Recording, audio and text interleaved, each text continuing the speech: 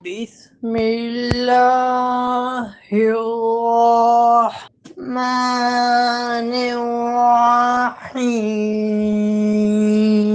وقالوا هذه أنعام وحرث حجر لا يطعمها إلا من نشاء بزعمهم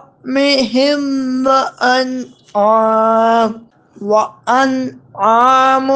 حرمت ظهورها وأنعام لا يذكرون اسم الله عليها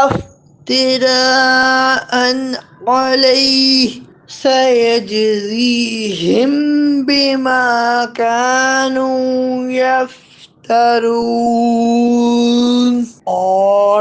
مشرک اپنے خیال سے کہتے ہیں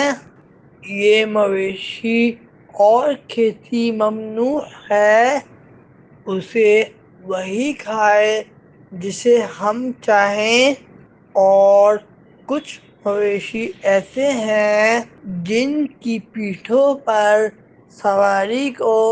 حرام کر دیا گیا، اور کچھ مویشی وہ ہیں جن کے ذبح پر اللہ کا